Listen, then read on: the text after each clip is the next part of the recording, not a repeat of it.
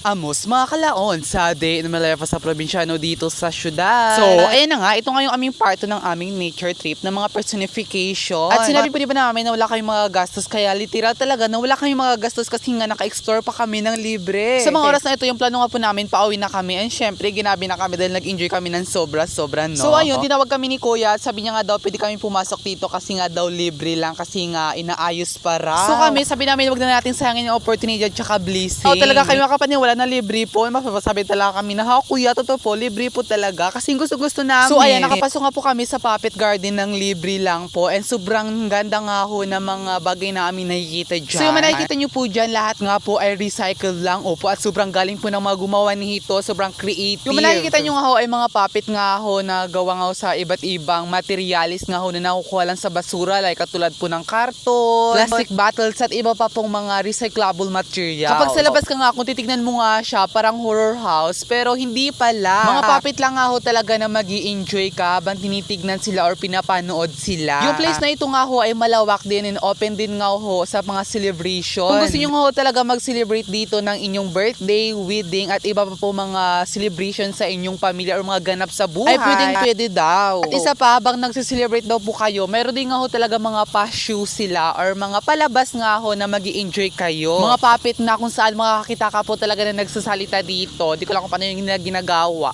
Ay kami pa lang nga talaga dito nag-i-enjoy ng sobra sa sunset pa lang. Ang ganda po talagang tignan. Nakakaakit din nga ho talaga sa mata. Sobra. So yung Puppet Garden nga ho, under renovation pa daw. Kasi nga ho, marami pa po daw ayusin. Kung halimbawa yung mag-book dyan nga ho ng kanilang celebration ng kanilang pamilya, mga ganap nila sa buhay, maging memorable daw nga ho. At talagang babalik-balikan mo at hindi mo makakalimutan. Kaya memorable, diba? So ayan nga ho, yung mga nakikita nyo, isa naman po yan sa mga halimbawa nga ho ng puppet. At meron pa nga ho daw dyang ibang idadagdag. Kaya sa mga gabing ito nga ho talaga sinulit-sulitan namin nga ho yung aming pagtingin nga ho sa kanila. Yung paghawak namin sa kanila at nilalaro namin talaga. Pero meron din nga ho silang Facebook page and kung gusto nyo nga ho talagang mag-celebrate ng inyong mga birthday dito or mga ganap sa buhay, magpa-reserve lang kayo. Hanapin nga ho yung Puppet Garden.